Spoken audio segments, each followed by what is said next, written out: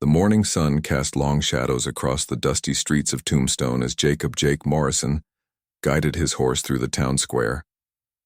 The weathered rancher had come to town for supplies, but the unusual crowd gathered near the courthouse caught his attention. Men in worn boots and faded hats stood in clusters, their voices carrying an edge that made Jake's stomach tighten. 7 of them this time, he heard one man say, spitting into the dirt. Caught red-handed stealing cattle from the Patterson ranch, Shab dismounted and tied his horse to the hitching post outside Murphy's general store. He'd been running cattle on his small ranch for 15 years, ever since he'd mustered out of the army after the Civil War. In all that time, he'd learned to read the mood of a town, and today Tombstone felt like a powder keg ready to explode. Inside the store, Murphy was stacking canned goods with nervous energy. The storekeeper looked up when Jake entered, relief washing over his weathered face. "Jake, thank God you're here. Maybe you can talk some sense into these folks. What's all the commotion about?" Jake asked, though he suspected he already knew. Murphy glanced toward the window where the crowd was growing larger. "Sheriff Daniels arrested 7 Apache women yesterday. Claims they were rustling cattle from Old Man Patterson's spread. The town council met this morning and decided to skip the trial. They're planning to hang him at noon." Jake felt his blood run cold. He'd seen frontier justice before, and it rarely resembled anything close to actual justice. "What evidence does Daniels have?" "Patterson says he saw them driving off 20 head of his cattle. Found some of his branded stock in their camp." Murphy lowered his voice. "But Jake, these women, they got children with them. Young ones. This don't sit right with me." Through the window, Jake could see Sheriff Daniels standing on the courthouse steps, his badge glinting in the sunlight. Daniels was a hard man who'd come to Tombstone with a reputation for keeping the peace through fear and quick action. Behind him, Jake could make out the forms of 7 women sitting in the jail wagon, their dark hair and weathered faces telling stories of lives lived on the edge of survival. Jake had fought alongside Apache scouts during his army days. He'd learned their language and customs, understanding that their relationship with the white settlers was complex and often misunderstood. These women weren't the hardened criminals the townspeople believed them to be. They were mothers and daughters trying to survive in a world that had little place for them. "Where are they keeping them?" Jake asked. "In the jail behind the courthouse." "But Jake, you can't be thinking of getting involved. These folks are worked up something fierce. Patterson's been spreading stories about Apache raids all week, got everyone scared." Jake purchased his supplies quickly, his mind racing. As he loaded his pack horse, he noticed a young boy watching him from beside the jail wagon. The child couldn't have been more than 8 years old, his dark eyes wide with fear as he clutched a small wooden horse. One of the women in the wagon reached through the bars to touch the boy's face, whispering something in Apache that Jake recognized as words of comfort. The crowd was growing more agitated by the minute. Jake recognized several faces among the group of men calling for immediate justice. There was Patterson himself, a wealthy rancher whose spread bordered Apache territory. The man had a reputation for treating the local tribes with open hostility, often accusing them of theft whenever his cattle counts came up short. Standing beside Patterson was Mayor Hutchinson, a politician who'd built his career on promising to keep Tombstone safe from Indian troubles. Next to him stood Reverend Walsh, whose sermons often included warnings about the savage threats that surrounded their Christian community. Jake made his way closer to the jail wagon, pretending to check his horse's gear. As he approached, he could hear the women talking quietly among themselves in Apache. Their leader appeared to be an older woman with graying hair and intelligent eyes that missed nothing. She noticed Jake listening and spoke to him directly in broken English. "You understand our words," she said, not asking but stating a fact. Jake nodded slightly, not wanting to draw attention from the crowd. "Some," he replied quietly. "We did not take the cattle," she continued, her voice steady despite the circumstances. "My daughters and I were gathering medicine plants in the hills. The white man's cattle came to us, already driven by others." "Who drove them?" Jake asked, keeping his voice low. The woman's eyes flicked toward Patterson, then back to Jake. "Men with faces covered. They saw us and rode away, leaving the cattle. When the angry white man came with the star wearer, he found us with the animals and said we were thieves." Jake's jaw tightened. This sounded like a setup, designed to implicate innocent people while the real rustlers escaped. He'd heard rumors of a gang operating in the territory, stealing cattle and selling them across the border in Mexico. If these women had simply been in the wrong place at the wrong time, they were about to pay with their lives for someone else's crimes. Sheriff Daniels climbed onto a wooden crate to address the crowd. "Citizens of Tombstone," he called out, his voice carrying across the square. "We all know the troubles we've had with cattle thieves. Today we have the chance to send a message that such crimes won't be tolerated in our territory." The crowd cheered, but Jake noticed several people who looked uncomfortable with the proceedings. Not everyone in Tombstone was eager for a lynching, but fear and mob mentality were powerful forces. As the sheriff continued his speech, Jake studied the 7 women more carefully. They ranged in age from perhaps 16 to the older woman who had spoken to him. Despite their dire circumstances, they maintained a dignity that impressed him. These weren't hardened criminals. They were people caught in circumstances beyond their control, about to become victims of a justice system more interested in revenge than truth. Jake knew he had to act. His conscience wouldn't let him stand by and watch innocent people die, regardless of the personal cost. But he also knew that any action he took would put him at odds with the entire town. He was just one man against a mob, and the odds were not in his favor. The church bell began to toll, marking the approach of noon. In less than an hour, unless something changed dramatically, 7 innocent women would be dead. Jake Morrison, former cavalry soldier and current rancher, made a decision that would change not only his life, but the fate of everyone involved in this frontier drama. Jake Morrison knew he needed more information before he could act. As the crowd continued to grow around the courthouse, he slipped away from the main square and made his way to the Lucky Dollar Saloon. If there were rumors or loose talk about cattle rustling in the area, he'd hear it there. The saloon was unusually quiet for midday, with most of the town gathered outside for the impromptu execution. Jake found Tommy Rodriguez, a Mexican vaquero who worked for various ranchers in the territory, sitting alone at a corner table nursing a whiskey. "Tommy," Jake said, sliding into the opposite chair, "you hear anything about Patterson's missing cattle?" Rodriguez looked up, his weathered face creased with concern. "Senor Jake, this whole thing stinks worse than a dead skunk. I was working the Morrison spread last week, helping with the roundup. I saw riders moving cattle at night, but they weren't Apache women. Tell me what you saw." 3, maybe 4 men, white men, riding hard toward the border. They had maybe 30 head with them, moving fast like they knew exactly where they were going. Rodriguez took a sip of his whiskey. "I tried to get closer to see the brands, but they had lookouts posted. Professional operation, not some desperate women trying to feed their families." Jake felt his suspicions confirmed. "Did you tell anyone about this?" "I mentioned it to Patterson when I saw him in town 2 days ago. He just laughed and said it was probably just cowboys moving their own stock." Rodriguez leaned forward, lowering his voice. "But Jake, I know what I saw. Those men were rustlers, and they're still out there while innocent women are about to hang for their crimes." Back outside, Jake could see the crowd had grown to nearly 100 people. Someone had constructed a makeshift gallows in the town square, using the large oak tree that normally provided shade for the weekly market. The efficiency with which it had been built suggested this wasn't entirely spontaneous. Jake approached Dr. Sarah Coleman, one of the few women in town with any influence. She was standing apart from the main crowd, her medical bag in her hand and a troubled expression on her face. "Dr. Coleman," Jake said quietly, "what's your assessment of this situation?"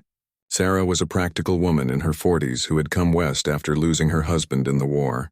She'd earned respect in Tombstone for her medical skills and her willingness to treat anyone who needed help, regardless of their ability to pay or the color of their skin. "It's wrong, Jake, and you know it," she said bluntly. "I've treated Apache families before. They're not the savages these people make them out to be. Those women in that wagon are terrified, but they're not acting like guilty criminals. They're acting like people who don't understand what's happening to them."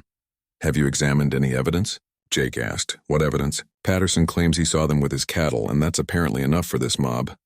Sarah's voice carried frustration and anger. "I've seen real criminals in my time, Jake. These women don't fit the pattern." Jake was interrupted by a commotion near the jail wagon. The young boy he'd noticed earlier was trying to approach the women, but several townsmen were pushing him away. The child was crying now, calling out in Apache to one of the younger women who appeared to be his mother. "That's enough," Jake said, stepping forward. The men looked surprised as the tall rancher approached, his hand resting casually on his gun belt. "This ain't your concern, Morrison," said Bill Hawkins, a local merchant who'd appointed himself part of the mob's leadership. "These savages need to learn their place." "The boy's not accused of anything," Jake replied calmly. "Let him say goodbye to his mother." For a moment, tension crackled between the men. Jake had a reputation as someone not to cross, earned through years of military service and frontier living. Hawkins backed down, but his eyes promised trouble later. Jake knelt beside the boy, speaking quietly in Apache. The child looked up at him with surprise and hope. Through their conversation, Jake learned that the boy's name was Small Wolf, and his mother was Running Deer, one of the accused women. The boy confirmed what Jake suspected. The women had been gathering medicinal plants when they encountered the cattle, already being driven by unknown men. Standing up, Jake caught the eye of Running Deer through the wagon bars. In Apache, he promised her that he would protect her son no matter what happened. The woman's eyes filled with tears, but she nodded her understanding. Sheriff Daniels approached, checking his pocket watch. "Morrison, I know you have sympathies for the Apache, but this is the law. These women were caught with stolen cattle. The evidence is clear." "What evidence exactly?" Jake asked. "Did you track the cattle from Patterson's ranch? Did you find any of Patterson's property in their possession besides the cattle themselves? Did you question them about how they came to have the animals?" Daniels shifted uncomfortably. "Patterson identified his brands on the cattle. That's evidence enough for me. And you didn't think to investigate whether someone else might have driven those cattle to where the women were camped?" "Look, Morrison, I know you think you're some kind of expert on Indians because you served with them in the army, but this is simple rustling. These women are thieves and they're going to hang for it." Jake could see he wasn't going to change the sheriff's mind through reason.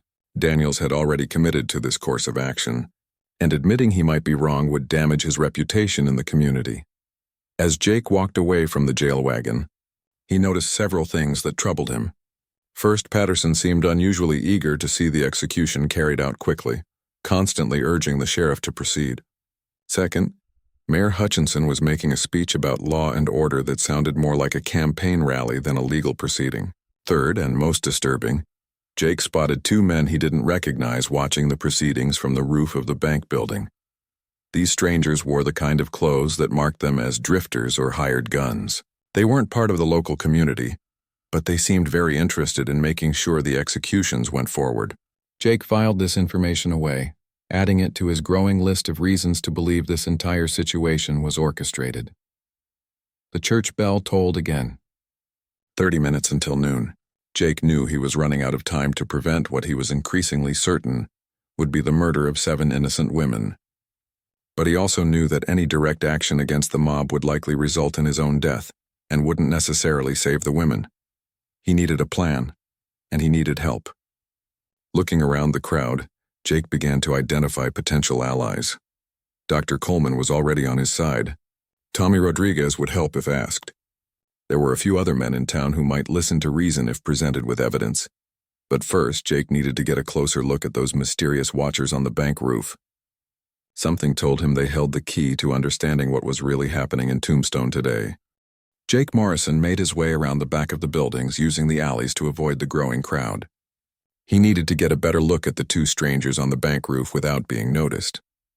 Years of military training had taught him the value of reconnaissance before action. Climbing the wooden stairs behind Henderson's hardware store, Jake reached the 2nd floor and carefully made his way to a window that offered a view of the bank's roof. Through the dusty glass, he could see the 2 men clearly now. One was tall and lean with a scar running down his left cheek, while the other was shorter and stockier with a distinctive silver belt buckle that caught the sunlight. What Jake saw next confirmed his worst suspicions. The scarred man was holding a spyglass, not watching the proceedings in the town square but scanning the hills beyond Tombstone. Every few minutes he would signal with a small mirror, flashing light toward the mountains. Someone was out there and these men were coordinating with them. Jake realized he was looking at a carefully planned operation. While the town was distracted by the execution, accomplices were likely moving stolen cattle through the territory undetected. The Apache women weren't just convenient scapegoats. They were essential to the plan's success. Moving quietly back down the stairs, Jake headed for Murphy's General Store. He found the storekeeper in his back room, checking inventory with nervous energy. "Murphy, I need to borrow your field glasses," Jake said. And I need you to listen carefully to what I'm about to tell you. Jake quickly explained his observations about the men on the roof and their signaling to the hills. Murphy's face grew pale as he realized the implications. "Sweet Jesus," Murphy whispered. "You're saying this whole thing is a setup?" "That's exactly what I'm saying. While everyone in town is watching 7 innocent women hang, the real cattle thieves are moving their stolen herds right under our noses." Murphy handed Jake a pair of field glasses. "What are you going to do?" "I'm going to get proof," Jake replied. "And then I'm going to stop this before it's too late." Jake made his way to the roof of the livery stable, which offered the best vantage point of both the town square and the surrounding hills. Through the field glasses he could see movement in the distance exactly where the men on the bank had been signaling. A large herd of cattle was being driven through the mountain pass, heading toward the Mexican border. Even from this distance, Jake could make out at least 4 riders with the herd. They were moving fast and efficiently, like men who knew exactly where they were going and how much time they had to get there. But Jake needed more than distant observations to convince a mob bent on vigilante justice. He needed evidence that would be impossible to ignore. Climbing down from the livery stable, Jake made his way to the jail. Sheriff Daniels was standing near the courthouse steps, importantly checking his pocket watch and enjoying his moment of authority. "Sheriff," Jake called out, "I need to examine the cattle that were allegedly stolen." "What for?" Daniels asked suspiciously. "I want to verify Patterson's claims about the brands. If we're going to hang 7 people, we should at least make sure we have our facts straight." Daniels hesitated, but several townspeople had gathered to listen, and he couldn't refuse such a reasonable request without looking incompetent. "Fine, but make it quick. We've got a schedule to keep." The cattle in question were being held in a temporary corral behind the courthouse. As Jake examined them, he made several disturbing discoveries. First, while the animals did bear Patterson's brand, the branding looked fresh recent work that hadn't had time to heal properly. Second, several of the cattle showed signs of having been driven hard over long distances, with cuts and scrapes that suggested rough handling by experienced riders, not the gentle treatment Apache women would have given them. Most damning of all, Jake found evidence of altered brands on 3 of the animals. Someone had modified existing brands to make them appear to be Patterson's stock. The work was skillful but not perfect, and Jake's trained eye could see where the original marks had been changed. "Dr. Coleman," Jake called out, "could you take a look at these cattle?" Sarah approached, and Jake quietly pointed out the evidence he'd discovered. As a medical professional, she understood the implications of wound patterns and healing times better than most. "These brands were altered recently," she said, keeping her voice low, "and these animals have been driven much harder than Apache women would have driven them. This is professional rustling work." Jake now had evidence, but he still needed to prove the connection to the men on the bank roof and the herd moving through the mountains. Time was running short, 20 minutes until noon, but he had an idea. Making his way back to Tommy Rodriguez at the Lucky Dollar, Jake found the vaquero exactly where he'd left him. "Tommy, I need your help. Are you willing to risk your life to save innocent people?" Rodriguez looked up with bloodshot eyes, but his voice was steady. "Senor Jake, my own people know what it's like to be accused of crimes they didn't commit. What do you need?" "I need you to ride hard to the mountain pass and get close enough to identify the real cattle thieves. But more importantly, I need you to bring back proof that will convince this mob." Tommy stood up, suddenly sober. "What kind of proof?" Jake handed him a small piece of paper. "If you can get close to those rustlers, look for this brand." He'd drawn Patterson's mark on the paper. "I suspect you'll find cattle bearing legitimate versions of this brand mixed in with the stolen stock. That would prove the rustlers have been hitting Patterson's ranch for some time. And if I find this proof, what then? Ride back here as fast as you can, fire 3 shots in the air when you reach town, and be ready to tell everyone what you saw." Rodriguez nodded grimly and headed for the door. "Vaya con Dios, amigo. If this doesn't work, we're all going to need God's help." As Tommy rode out of town at a gallop, Jake returned to the town square. The crowd had grown even larger, and someone had brought out a brass band to play patriotic songs. The whole thing was beginning to feel like a carnival rather than a legal proceeding. Jake noticed that the 2 men on the bank roof were now standing at the edge, watching the proceedings with obvious satisfaction. Whatever their plan was, it was working perfectly.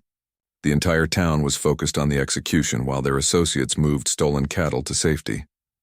Mayor Hutchinson climbed onto the courthouse steps and began to address the crowd. "Citizens of Tombstone, Today we make a stand against the lawless elements that threaten our community. These Apache criminals represent everything that stands in the way of civilized progress in our territory. The crowd cheered, but Jake could see doubt in some faces. Not everyone was comfortable with what was about to happen, but peer pressure and fear were keeping them silent. Jake knew he had perhaps 10 minutes before Tommy could possibly return with evidence. Assuming the vaquero found what Jake expected him to find. 10 minutes to prevent the execution of 7 innocent women. It was time to take a desperate gamble. Jake Morrison stepped forward into the center of the town square, his voice cutting through the crowd's murmur. Hold on there, Mayor. Before we proceed, I think folks should hear what I've discovered about this case. A hush fell over the gathering as people turned to look at the respected rancher. Jake had built a reputation for honesty and fairness in his 15 years in the territory, and his words carried weight with many of the townspeople. What are you talking about, Morrison? Mayor Hutchinson demanded, clearly annoyed by the interruption. I'm talking about evidence that suggests these women are innocent, and that the real cattle thieves are still operating while we're about to hang the wrong people. Sheriff Daniels pushed through the crowd, his hand resting on his gun butt. That's enough, Morrison. You're disrupting a legal proceeding. Legal? Jake laughed bitterly. What court tried these women? What jury heard their testimony? This isn't legal, it's lynch mob justice, and we're all going to have blood on our hands if we proceed. Dr. Sarah Coleman stepped forward to stand beside Jake. He's right. I've examined the cattle in question, and there's evidence of brand alteration. Someone has been changing brands to make stolen cattle appear to belong to Patterson.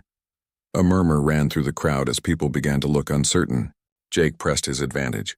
Furthermore, I have reason to believe the real thieves are operating right now, while we're all gathered here. They're counting on us being distracted by this execution. Patterson himself pushed forward, his face red with anger. This is ridiculous.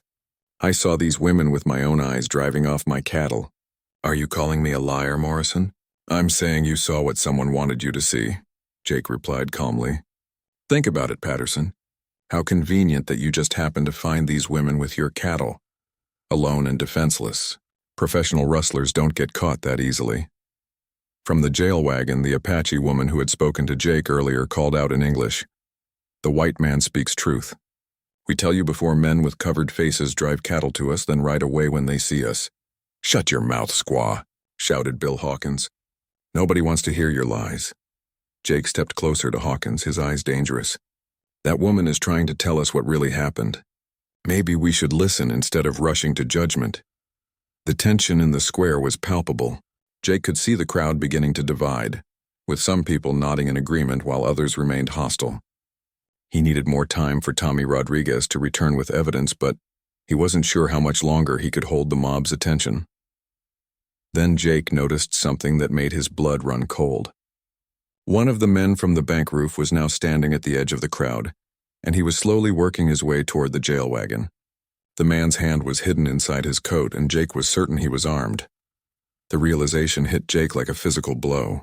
If the crowd began to doubt the women's guilt, the real criminals couldn't afford to let them live. The women had seen the faces of the men who had driven the cattle to their camp. They were witnesses who needed to be silenced.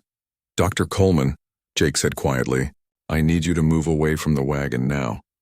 Sarah caught the urgency in his voice and began to step back, just as the man from the roof pulled a revolver from inside his coat. But instead of threatening the women, he pointed it at Jake. That's far enough, Morrison, the stranger said loudly. You're interfering with justice. The crowd gasped and began to back away as they realized an armed confrontation was developing.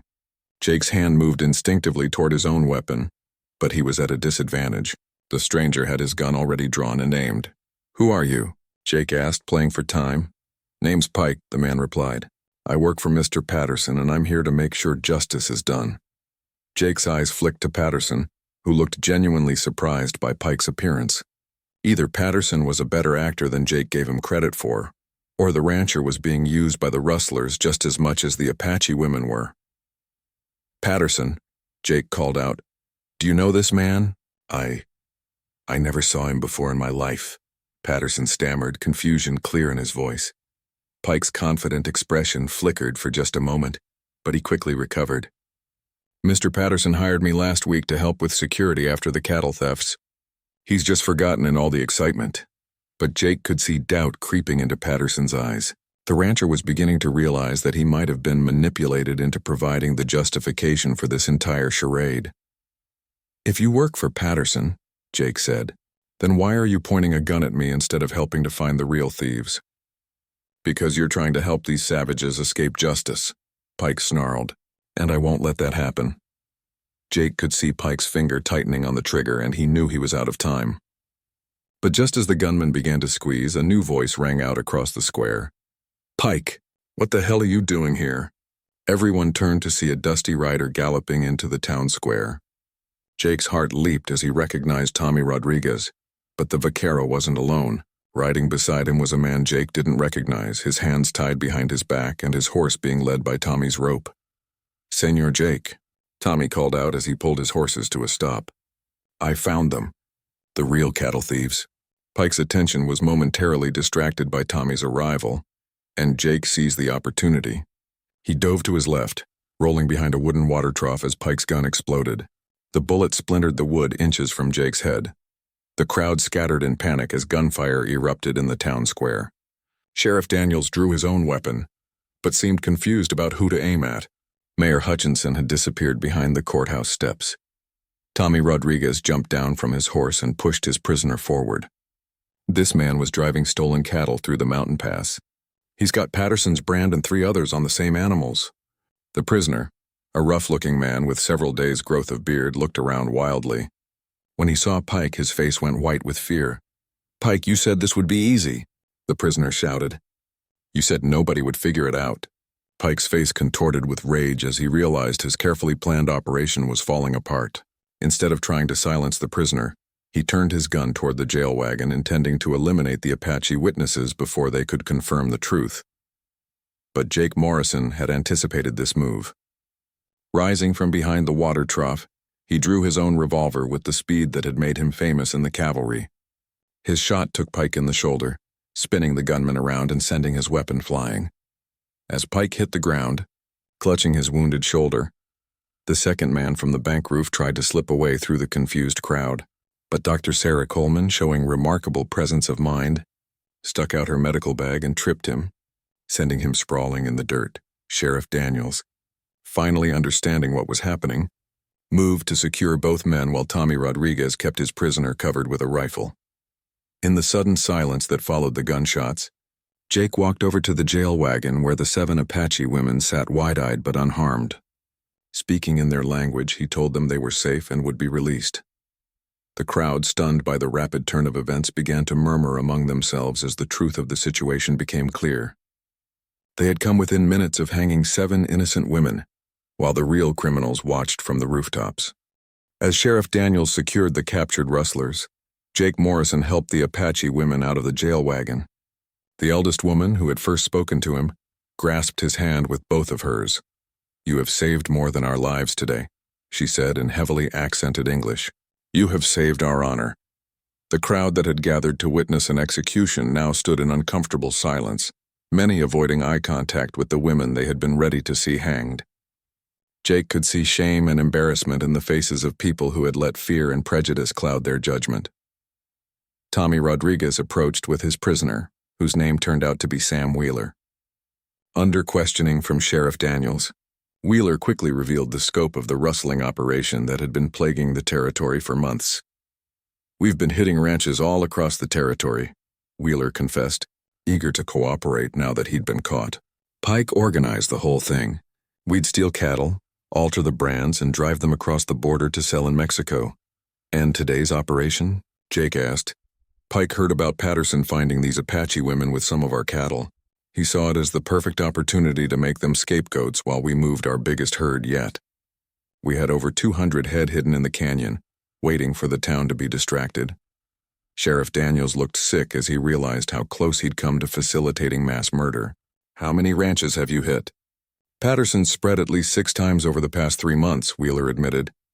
"Also the Morrison Place, the Double Bar T, and the Circle K Ranch." Pike had a whole map with the locations of every herd in the territory. Jake felt a cold anger as he realized his own cattle had been among those stolen. But more importantly, the confession revealed just how organized and ruthless this gang had been. Dr. Sarah Coleman was tending to Pike's wounded shoulder when he suddenly began talking, apparently hoping to negotiate a lighter sentence. "This whole territory is full of rustlers and thieves," Pike said through gritted teeth. "We just happen to be better organized than most. You think hanging a few Apache women would have stopped cattle theft? There's gangs operating from here to the Mexican border." Mayor Hutchinson, who had reappeared once the shooting stopped, tried to salvage his political position. "Well, at least we caught some real criminals today. This shows that the law works when good citizens step forward." Jake turned on the mayor with disgust. "The law? We came within minutes of murdering 7 innocent people because you and half this town were more interested in revenge than justice." "Now see here, Morrison," Hutchinson blustered. "We were acting on the best information available." "You were acting on prejudice and fear," Jake shot back. "Patterson reported his cattle stolen by Apache women, and nobody bothered to investigate further because it fit what you wanted to believe." Patterson himself stepped forward, his face flushed with embarrassment. "Morrison's right. I saw what I expected to see instead of what was really there. I owe these women an apology." The rancher approached the Apache women and spoke haltingly. "Ma'am, I'm sorry. I was wrong about you and your daughters. I let my fear make me see enemies where there weren't any." The eldest Apache woman studied Patterson's face for a long moment, then nodded gravely. "Fear makes all men blind sometimes. You see truth now. That is what matters." As the immediate crisis passed, Jake began to think about the broader implications of what had been revealed. The rustling operation had been sophisticated and well-informed, suggesting they had help from someone with local knowledge. "Wheeler," Jake said, approaching the captured rustler. "How did Pike know so much about the ranches in this area? About Patterson's cattle, about when and where to strike?" Wheeler glanced nervously at the crowd before answering. "Pike had a partner in town, someone who gave him information about which ranchers would be away from their spreads, when cattle would be moved to different pastures, that sort of thing."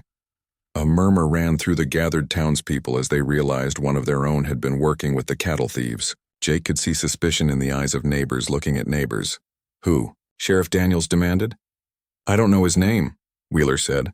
"Pike never told us. He just said he had a man in town who kept him informed about opportunities." Jake noticed that several people in the crowd were looking uncomfortable, but one face in particular caught his attention. Bill Hawkins, the merchant who had been so eager to push the boy away from the jail wagon, was sweating despite the cool morning air. "Hawkins," Jake said suddenly, "you were mighty eager to see these women hanged quickly, weren't you?" "What are you implying, Morrison?" Hawkins demanded, but his voice lacked conviction. "I'm wondering how Pike knew to have his men watching from the bank roof. I'm wondering how he knew exactly when this execution was supposed to take place." Sheriff Daniels caught on quickly. "Hawkins, where were you last night when we were setting up for today's proceedings?" I was at home with my family," Hawkins stammered. "That's funny," said Murphy from his general store, "because I saw you riding out of town around midnight. Said you were going to check on some merchandise you had stored outside town." The crowd turned to stare at Hawkins, and Jake could see the guilt written plainly on the man's face. Cornered, Hawkins tried to run, but several townsmen grabbed him before he could escape. "All right," Hawkins shouted. "Yes, I was working with Pike. But you don't understand, the whole cattle theft was hurting all our businesses. People were scared to buy cattle, scared to invest in ranches. Pike said if we could blame the Apache, it would solve everybody's problems." "By murdering innocent people?" Dr. Coleman asked incredulously. "They're just Indians," Hawkins said desperately. "It's not like they were real people." Jake had heard enough. His fist connected with Hawkins' jaw, sending the man sprawling in the dirt. "Those just Indians are mothers and daughters with families who love them. They're human beings who deserved better than what this town almost gave them." As Sheriff Daniels led Hawkins away to join Pike and Wheeler in jail, Jake turned his attention to the Apache women. They had endured hours of terror, facing death for crimes they didn't commit. Yet they maintained a dignity that impressed everyone who saw them. The eldest woman approached Jake again. "You speak our language and understand our ways. You are not like the others here." "I served with Apache scouts in the army," Jake explained. "I learned that courage and honor aren't limited to any one people. What will happen to us now?" asked Running Deer, the mother of young Small Wolf. "You're free to go," Jake said. "But if you're willing, I'd like to offer you something better than just freedom." The women looked at him curiously, unsure what he meant. Jake had been thinking about this since the shooting ended, and he believed he had a solution that would benefit everyone involved. My ranch is big enough for more people, and I could use help with the cattle and horses. If you're interested, you and your families would be welcome to live there. It would be honest work with fair pay, and nobody would threaten you again. The Apache women exchanged glances, speaking quietly among themselves in their own language. Finally, the eldest woman turned back to Jake. We will consider your offer, but first we must return to our people and tell them what happened here today. They should know that not all white men are filled with hatred and fear. 3 weeks after the events in Tombstone's town square, Jake Morrison stood on the porch of his ranch house watching the sun rise over the mountains. The morning was peaceful, but his mind was filled with the changes that had transformed both his life and the territory. The Apache women had returned to their people as promised, but not before helping Jake and Tommy Rodriguez track down the remaining stolen cattle hidden in the mountain canyon. The recovered herd had been substantial, over 300 head-bearing brands from a dozen different ranches across the territory. More importantly, the women had provided detailed information about the rustling operations methods and routes. Their knowledge of the land and their keen observation skills had helped authorities break up 2 other cattle theft rings operating in the region. Jake heard horses approaching and looked up to see a familiar sight that still brought a smile to his face. Running Deer was leading a small group of Apache families toward the ranch, their pack horses loaded with their possessions.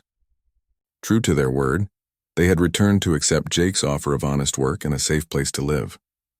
Over the past weeks, word had spread throughout the Apache communities about Jake Morrison, the white rancher who had risked his life to save 7 innocent women. The story had grown in the telling, as stories do, but the core truth remained. Here was a white man who treated Apache people with respect and fairness. Good morning, Mr. Morrison, Running Deer called out in English that had improved considerably since their first meeting. Good morning, Jake replied, switching to Apache. Did you have a safe journey? Yes, though we brought more people than we first planned, she said with a smile. Word of your offer traveled quickly among our families. Jake counted roughly 20 people in the group, including children and elderly family members. It was more than he had originally envisioned, but his ranch was large and the work was demanding. More hands would be welcome, especially hands that understood the land as well as the Apache did. Small Wolf, Running Deer's 8-year-old son, ran up to Jake with excitement. In the week since the near execution, the boy had become something of a local hero among the Apache children for his bravery in trying to comfort his mother during their darkest hour. Mr. Jake, the boy said in halting English, I brought you something. Small Wolf handed Jake a beautifully carved wooden horse, much more detailed than the simple toy he had clutched during those terrifying hours in the jail wagon. This one bore intricate designs that told the story of their rescue and showed Jake fighting the cattle thieves. This is beautiful work, Jake said, genuinely impressed. Did you carve this yourself? Grandfather helped, Small Wolf admitted, but I told him the story so he would know how to make it right. Jake looked up to see an elderly Apache man approaching with the group. The man's weathered face and intelligent eyes reminded Jake of the eldest woman who had first spoken to him through the jail wagon bars. You must be Small Wolf's grandfather, Jake said respectfully. I am called Gray Eagle, the man replied in careful English. I have come to see the white man who saved my daughter and granddaughters. Jake realized this was Running Deer's father, and the father or grandfather of several of the other women who had been saved. Gray Eagle was clearly an important man among his people, and his decision to bring his family to work on Jake's ranch represented a significant gesture of trust. Your family is welcome here, Jake said, but I want you to understand this isn't charity. I need skilled workers and I'll pay fair wages for honest work. Everyone will earn their place here. Gray Eagle nodded approvingly. We do not want charity. We want the chance to live with dignity and raise our children without fear. As the Apache families began to set up their temporary camp near the ranch buildings, Jake reflected on how much had changed since that day in Tombstone. The immediate aftermath of the failed execution had been chaotic, with recriminations and soul-searching throughout the community. Sheriff Daniels had resigned in shame, unable to face the fact that he had nearly presided over the murder of innocent people. A new sheriff had been elected, a man named Carson who had promised to investigate crimes thoroughly before rushing to judgment. Mayor Hutchinson had tried to weather the political storm, but the revelation of how easily he had been manipulated by fear and prejudice had cost him the support of many voters. Word was that he would face serious opposition in the next election. Most significantly, the near tragedy had forced the entire territory to confront its attitudes toward the Apache people. Not everyone had changed their minds. The old prejudices ran too deep for that, but enough people had been shaken by events to create new possibilities for coexistence. Patterson had become an unexpected ally in this effort. Deeply ashamed of his role in nearly causing the deaths of innocent people, the rancher had begun working with Apache leaders to establish better communication and prevent future misunderstandings. "Jake," called a familiar voice. Tommy Rodriguez rode up to the ranch, his horse lathered from hard travel. "I got news from town you need to hear." Jake walked over to meet his friend, noting the serious expression on Tommy's face. "What's happened?" "Pike and his gang went to trial last week. Pike got 20 years in territorial prison, Wheeler got 15, and Hawkins got 10 years, plus he had to pay restitution to all the ranchers who lost cattle." "That's good news," Jake said. "Justice served, finally." "There's more," Tommy continued. "The territorial governor heard about what happened here. He's coming to visit next month to see how Apache families and white ranchers are working together. Word is he might use this as a model for other parts of the territory." Jake felt a mixture of pride and apprehension. He hadn't set out to become a symbol of anything. He had simply done what he believed was right. But if his actions could help improve relations between Apache people and white settlers throughout the territory, then the attention might be worthwhile. "There's something else," Tommy said, lowering his voice. "Dr. Coleman asked me to tell you she's been getting letters from other Apache groups, asking if there are more ranchers like you who might be willing to work with them." Jake considered this information carefully. His ranch was successful, but it was just one operation. If other ranchers could be convinced to follow his example, it might create opportunities for Apache families throughout the region to find honest work and safe places to live. "Tell Dr. Coleman I'd be willing to talk to any rancher who's seriously interested," Jake said. "But they need to understand this isn't about hiring cheap labor. It's about treating people with respect and paying fair wages for skilled work." As Tommy rode away to carry Jake's message back to town, Jake turned to watch the Apache families settling in around his ranch. Children were playing while adults organized their belongings and began to familiarize themselves with their new surroundings. Gray Eagle approached him again, this time carrying a beautifully woven blanket. "This is for you," the old man said. "It tells the story of what you did in the town with the hanging tree. My daughters worked on it together so they would always remember the day their lives were saved." Jake accepted the blanket with deep gratitude, understanding that it represented far more than just a gift. It was a symbol of trust, respect, and the possibility of building something better than the fear and hatred that had nearly led to tragedy. 1 year later, Jake Morrison stood in the same spot where he had first watched Running Deer and her family arrive at his ranch. The transformation that had taken place was remarkable, extending far beyond what he could have imagined on that morning when he chose to act on his conscience rather than follow the mob. The Morrison Ranch had become the most successful operation in the territory, and Jake knew it was because of the Apache families who had joined him. Their deep knowledge of the land, their skill with horses and cattle, and their understanding of weather patterns had made the ranch more productive than it had ever been under his management alone. More importantly, the ranch had become a symbol of what was possible when people chose cooperation over conflict. The territorial governor had indeed visited, and his report to Washington had led to new policies encouraging peaceful coexistence between settlers and native tribes. "Mr. Jake," Small Wolf called out, now 9 years old and fluent in both English and Spanish as well as his native Apache, "Grandfather says you should come see the new horses." Jake followed the boy to the main corral, where Gray Eagle was working with a group of wild Mustangs they had captured in the mountains. The old man's skill with horses was legendary among his people, and Jake had learned more about horsemanship in the past year than in all his previous years of ranching. "These will make fine cavalry mounts," Gray Eagle said as Jake approached. "The army buyer from Fort Huachuca will pay good money for horses this well trained." Jake nodded, watching the Mustangs respond to Gray Eagle's gentle but firm handling. The ranch's horse breeding program had become almost as profitable as their cattle operation, thanks to the Apache family's expertise. "Have you given any more thought to expanding the operation?" Jake asked. Gray Eagle smiled, an expression that came more easily to him now than it had when he first arrived. 3 more families want to join us. Good people, skilled workers, but we would need to build more houses. Then we'll build more houses, Jake said without hesitation. This ranch succeeds because of the people who work it. We have room for more good people. As they talked, Jake saw a familiar figure riding up the road to the ranch. Dr. Sarah Coleman had become a regular visitor, not just as a friend, but as someone documenting the success of the integrated community they had built. Good morning. Jake, Sarah called out as she dismounted. I brought the latest letters from other territories. Word about what you've accomplished here is spreading.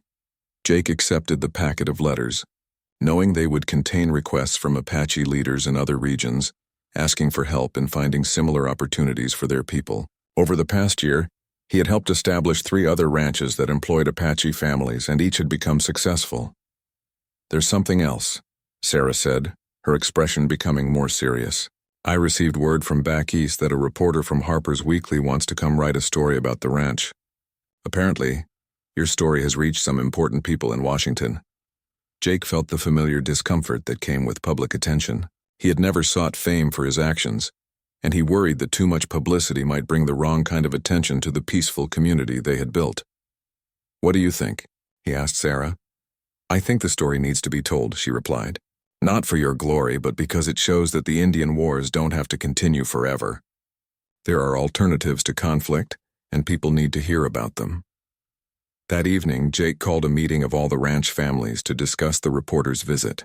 The gathering took place around a large fire pit between the main ranch house and the Apache family dwellings, a space that had become the heart of their community. Running Deer, who had become the unofficial spokesperson for the Apache families, stood to address the group. We have all prospered here, she said in English, speaking for the benefit of Tommy Rodriguez and the few white ranch hands who had joined them. Our children are safe, our families are fed, and our work is respected. If telling our story helps other families find similar opportunities, then we should welcome this reporter. Gray Eagle nodded in agreement. The old ways of constant war bring only death and sorrow. If our success here can help create peace in other places, then we have an obligation to share our story. Jake looked around the fire at faces that had become dear to him. Small Wolf was whittling another wooden horse, his latest hobby. Running Deer's teenage daughter was teaching English to some of the newer arrivals. Several Apache men were discussing tomorrow's cattle drive with Tommy Rodriguez, planning routes and strategies as equals and partners. All right, Jake said finally. We'll meet with this reporter. But we tell the story honestly, all of it. The good parts and the difficult parts. People need to understand that this didn't happen overnight and it wasn't easy.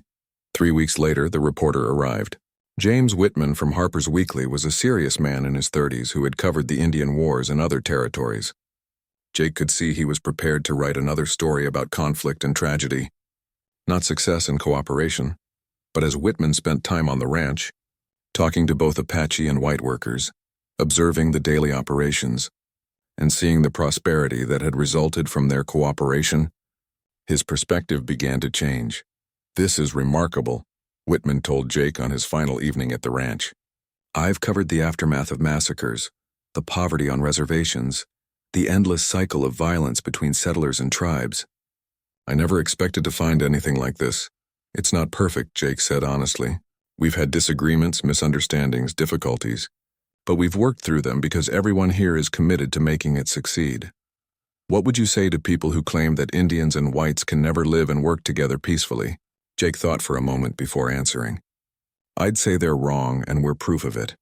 But I'd also say that it requires people on both sides to let go of old prejudices and judge each other as individuals, not as representatives of entire races.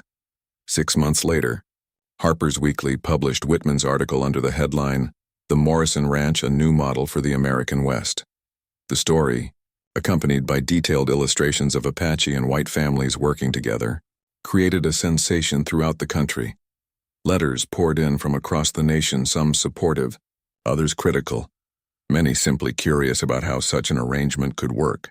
Government officials, social reformers, and other ranchers all wanted to visit and see the operation for themselves. But perhaps the most meaningful response came from Apache leaders throughout the Southwest, who saw the Morrison Ranch as proof that their people could thrive in the changing West, without giving up their identity or dignity. Standing on his porch one morning, watching Small Wolf teaching his grandfather how to read English while Gray Eagle taught the boy traditional Apache hunting skills, Jake reflected on the journey that had brought them all to this point. It had started with a simple moral choice: refuse to stand by while innocent people were murdered. But that choice had led to something far greater than he could have imagined: a thriving community that proved cooperation was not only possible, but profitable. Jake Morrison had saved 7 Apache women from the hangman's noose, but in doing so, he had discovered something that would reshape his understanding of what the American West could become. The frontier didn't have to be a place of endless conflict between different peoples. It could be a place where courage, fairness, and mutual respect created opportunities for everyone to prosper. As the sun rose over the mountains, painting the sky in brilliant shades of gold and red, Jake knew that the story that had begun with 7 women facing death had become something much larger, a story of hope for the future of the American frontier.